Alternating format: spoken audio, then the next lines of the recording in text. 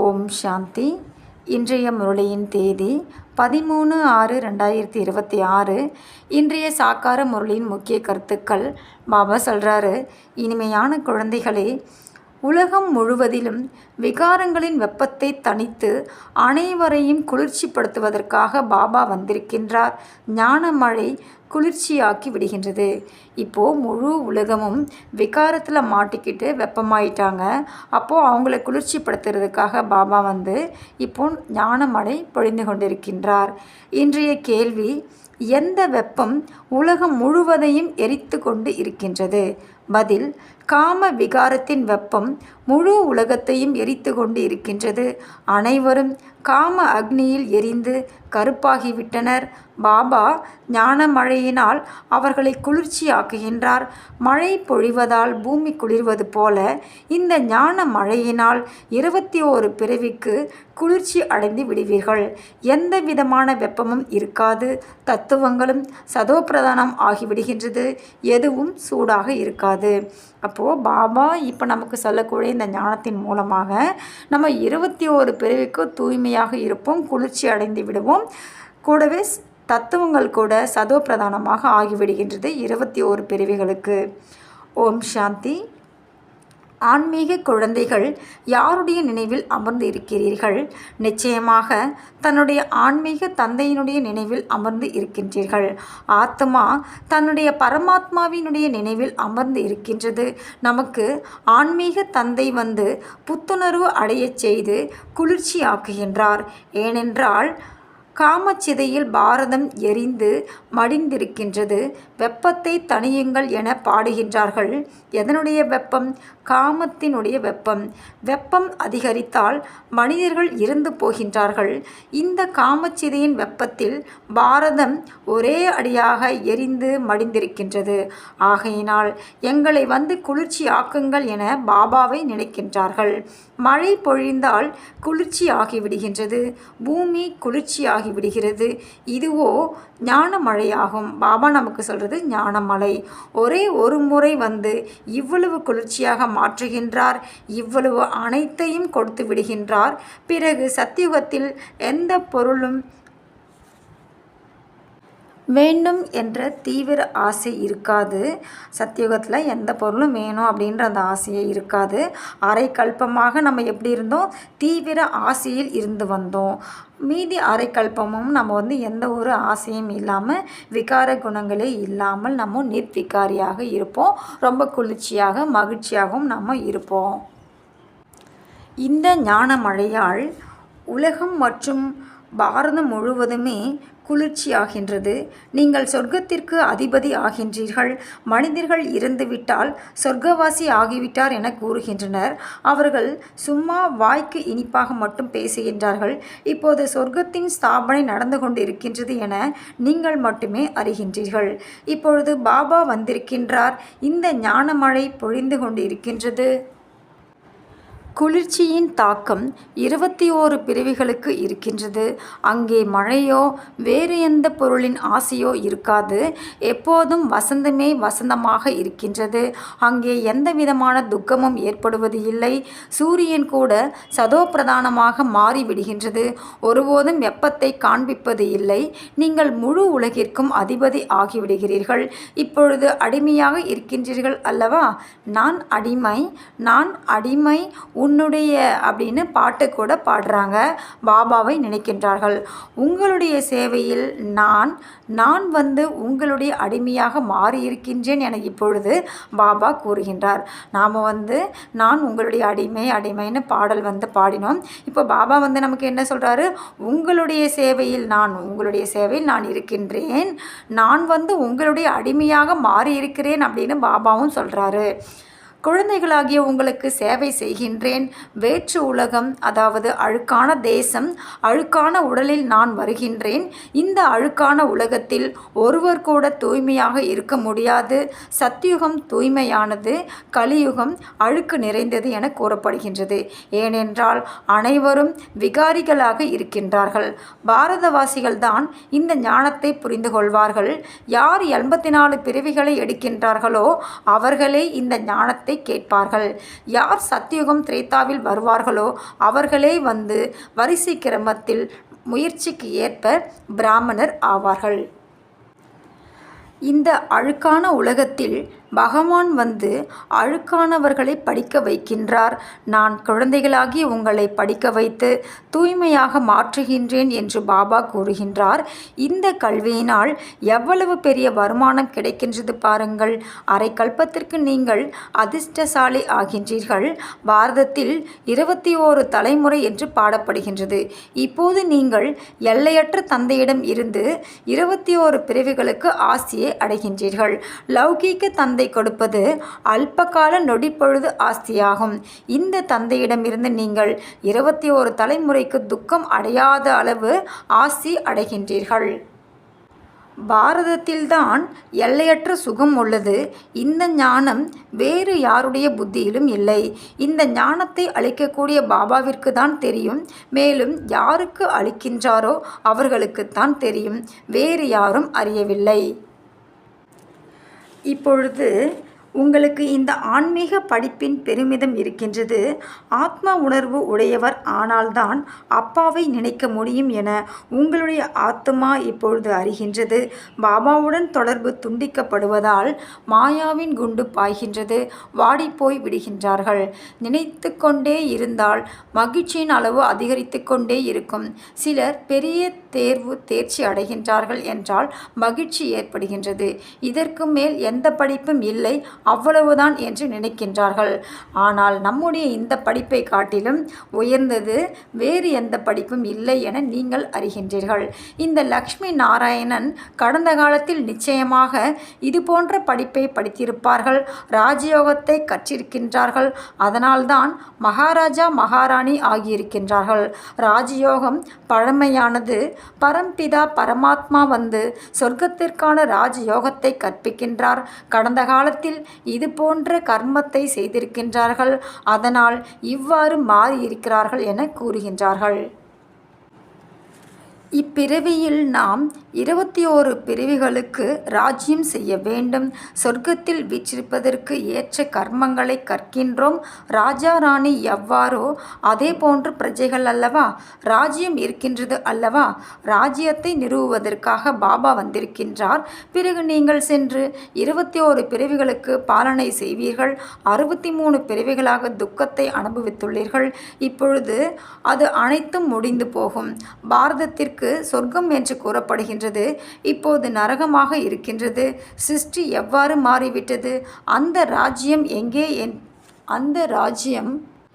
எங்கே சென்று விட்டது? ராவண ராஜ்யம் ஆரம்பித்ததால் நீங்கள் அழுக்காக ஆகிவிட்டீர்கள். நீங்கள் உங்களுடைய 84 பிறவியின் சக்கரத்தை அறியவில்லை என பாபா கூறுகின்றார். இப்பொழுது குழந்தைகளாகிய உங்களுக்கு அடிக்கடி புரிய வைக்கப்பட்டு இருக்கின்றது. நீங்கள் 84 பிறவிகளின் சக்கரத்தை முழுமை செய்துள்ளீர்கள். இப்பொழுது இது உங்களின் கடைசி பிறவியாகும். இப்பொழுது மீண்டும் ஆஸ்தியை அடைய வேண்டும். நீங்கள் முக்தி தாமத்திலேயே உட்கார்ந்து கொள்ளக்கூடாது. உங்களுடையது ஆல்ரவுண்ட் பார்ட் ஆகும். அதாவது சத்தியுகத்திலிருந்து துவாபர யுகம், கலியுகம் வரை கூட பலர் முக்தி தாமத்தில் இருக்கின்றார்கள். இங்கே வருவதை விட முக்தி தாமத்தில் இருப்பது நல்லது என கூற மாட்டார்கள்.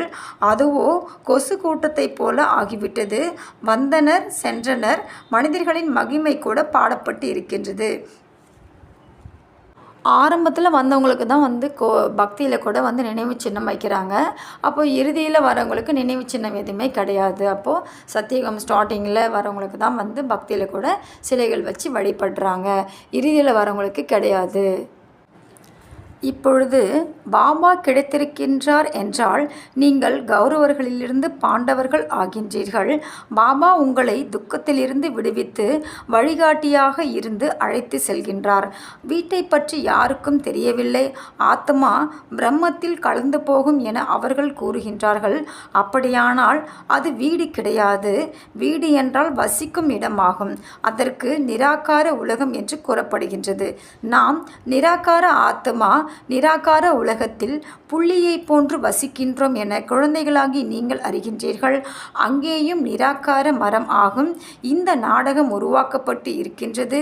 விதை மற்றும் மரத்தை அறிய வேண்டும். இதனுடைய பெயரே பல்வேறு தர்மங்களின் மரம் ஆகும். இது மனித சிருஷ்டி ஆகும்.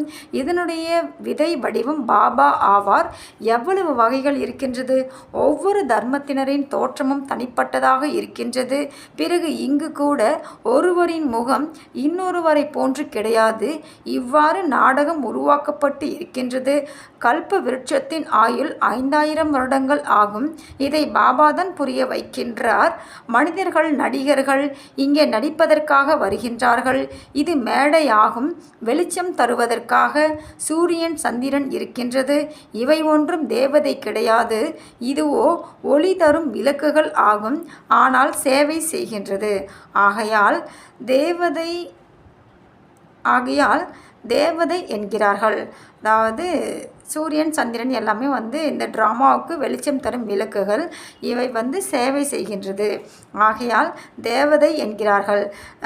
இந்த சேவை செய்கிறதுனால தேவதைகள் அப்படின்னு சொல்கிறாங்க. ஆனால் உண்மையில் தேவதைகள் யாரும் சேவை செய்யவில்லை. குழந்தைகளாகி நீங்கள் தான் சேவை செய்கின்றீர்கள். தந்தை கீழ்ப்படிந்த வேலைக்காரனாக இருக்கின்றார். குழந்தைகள் துக்கப்படுகின்றார்கள் என்றால் அப்பாவிற்கு இரக்கம் வருகின்றது. பாபா புரிய வைப்பதற்காக வந்திருக்கின்றார். குழந்தைகளாகிய உங்களை மீண்டும் தேவதா பதவி அடைய வைப்பதற்காக தந்தை வந்திருக்கின்றார். இப்பொழுது ஏறும் கலையில் நாம் இறங்கும் கலையில் தூய்மையற்ற நிலையை அடைந்துவிட்டோம். இப்பொழுது இந்த பழைய உலகம் மிகவும் அழுக்காக இருக்கின்றது. புது உலகம் மிகவும் தூய்மையானது என்று கூறப்படுகின்றது. ஆத்மாவிற்கு ஞானம் கிடைத்திருக்கிறது. நாம் 84 பிறவிகளை எடுக்கின்றோம் என்பது நினைவிற்கு வருகின்றது. இந்த இரகசியத்தை எல்லையற்ற தந்தை புரிய வைக்கின்றார். துக்கத்தில் தந்தையை தான் அழைத்து கொண்டு இருக்கின்றார்கள். துக்கத்தை நீக்கி சுகம் அளிப்பவரே இரக்கம் காட்டுங்கள். பாரதம்தான் அனைத்தையும் விட சுகமாக இருந்தது. பாரதத்தை போன்று தூய்மையான கண்டம் வேறு எதுவும் இல்லை. இப்பொழுது பாபா குழந்தைகளாகிய உங்களின் பையை, அதாவது புத்தி என்ற பையை அழியாத ஞான ரத்தினங்களால் நிரப்புகின்றார்.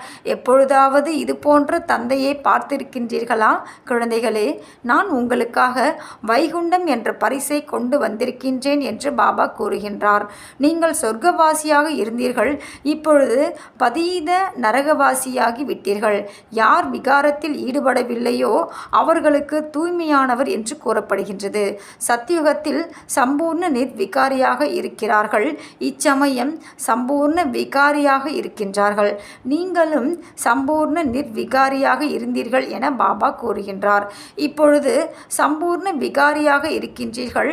மீண்டும் சம்பூர்ண நிர்விகாரி தேவதா பதவியை பாபா நினைவு செய்து பெற வேண்டும். மன்மனா பவ என்ற வார்த்தையை பாருங்கள், எவ்வளவு நன்றாக இருக்கின்றது. தந்தையாகி என்னை நினைத்தால் நீங்கள் அழுக்கிலிருந்து தூய்மையாகி விடுவீர்கள். நான் சர்வ சக்திவான் அல்லவா? என்னை நினையுங்கள். நினைவுதான் யோக அக்னி என்று கூறப்படுகின்றது. இதனால் உங்களுடைய பாவம் எரிந்து போகும். நீங்கள் தூய்மை ஆகிவிடுவீர்கள். நல்லது. இனிமையிலும் இனிமையான காணாமல் போய் கண்டெடுக்கப்பட்ட செல்லமான குழந்தைகளுக்கு தாயும் தந்தையுமாகிய பாப்தாதாவின் அன்பு நினைவுகள் மற்றும் காலை வணக்கம். ஆன்மீக குழந்தைகளுக்கு ஆன்மீக தந்தையின் நமஸ்தே. ஆன்மீக தந்தைக்கு ஆன்மீக குழந்தைகளின் அன்பு நினைவுகள் மற்றும் காலை வணக்கம். இன்றைய தாரணைக்கான முக்கிய சாரம். ஃபஸ்ட்டு பாயிண்ட்டு, ஆன்மீக கல்வியின் பெருமிதத்தில் இருக்க வேண்டும். பாபாவிற்கு சமமாக அகங்காரி ஆக வேண்டும். பதவி போன்றவற்றின் அகங்காரம் இருக்கக்கூடாது. ரெண்டாவது பாயிண்ட்டு, தன்னுடைய புத்தி என்ற பையை ஞான ரத்தினங்களால் நிரப்பிக்கொள்ள வேண்டும். சம்பூர்ண நிர்விகாரி ஆகி தேவதா பதவி அடைய வேண்டும். ஒருபோதும் வாடி போகக்கூடாது. இன்றைய வரதானம். ஸ்தூலம் மற்றும் சூட்சுமம் ஆகிய இரு விதத்திலும் தன்னை பிஸியாக வைக்கும் மாயையை வென்ற வெற்றியாளர் ஆகுக. விளக்கம்: தன்னை ஒரு சேவாதாரி என்று புரிந்து தனது விருப்பத்தோடும் உற்சாகத்தோடும் சேவையில் பிஸியாக இருந்தால் மாயைக்கு வாய்ப்பு கிடைக்காது. சங்கல்பத்திலோ புத்தியிலோ அல்லது ஸ்தூல கர்மத்திலோ நீங்கள் ஓய்வாக இருக்கும்போது மாயை தன்னுடைய வாய்ப்பை பயன்படுத்தி கொள்கின்றது. ஆனால் இந்த இரு விதத்திலும், அதாவது ஸ்தூலத்திலும் சூட்சுமத்திலும் மகிழ்ச்சியுடன் சேவையில் மூழ்கியிருந்தால் அந்த மகிழ்ச்சியின் காரணமாக மாயை உங்களை எதிர்க்க துணியாது. எனவே தனக்குத்தானே ஆசிரியர் ஆகி புத்தியை பிஸியாக வைப்பதற்கான தினசரி அட்டவணையை உருவாக்கினால் மாயையை வென்ற வெற்றியாளர் ஆகிவிடுவீர்கள். இன்றைய ஸ்லோகன்: பாபா என்னுடன் துணையாக இருக்கின்றார் என்று நம்பிக்கையுடனும் உறுதியுடனும் செல்லுங்கள். அப்பொழுது மாயை அருகில் கூட வர முடியாது. பாபா நமக்கு துணையாக இருந்தார் அப்படின்னா மாயை நம்ம கிட்ட கூட வராது. நம்ம செய்யக்கூடிய ஒவ்வொரு காரியத்திலும் நமக்கு வெற்றி தான் எப்பொழுதும் கிடைக்கும். அப்போது நம்ம எப்போவுமே சதா பாபாவை நம்ம துணையாக வச்சுக்கணும். இன்றைய அவ்வக்த இஷாரா: எப்பொழுதும் மகிழ்ச்சியாக இருக்க வேண்டும் என்றால் தங்களது சுபாவத்தை சரளமானதாக ஆக்கிக் கொள்ளுங்கள். சகிப்புத்தன்மை உடையவர் ஆகுங்கள். பாப்தாதா அனைத்து குழந்தைகளின் நடத்தை, முகம், சொல் மற்றும் செயலில் எளிமையும் இனிமையையும் காண விரும்புகின்றார். ஆவேசத்தினாலோ அல்லது சோர்வினாலோ பேச்சிலும் முகத்திலும் சிறிது இனிமை குறைந்தாலும், முகம் கடுகடுப்பாக இருந்தாலும் அவர்களை குணங்கள் நிறைந்தவர்கள் என்று சொல்ல முடியாது. சூழ்நிலைகள் எப்படி இருந்தாலும் என்னுடைய அசல் குணங்கள் வெளிப்பட வேண்டும். பாப்தாதாவை போலவே அதே குணங்கள், அதே கடமை, அதே சொல் மற்றும் அதே சங்கல்பம் அனுபவம் ஆக வேண்டும். அனைவருடைய வாயிலிருந்தும் இவர்கள் அவரை போலவே இருக்கின்றார்கள் என்ற வார்த்தை வர வேண்டும். நல்லது. ஓம் சாந்தி.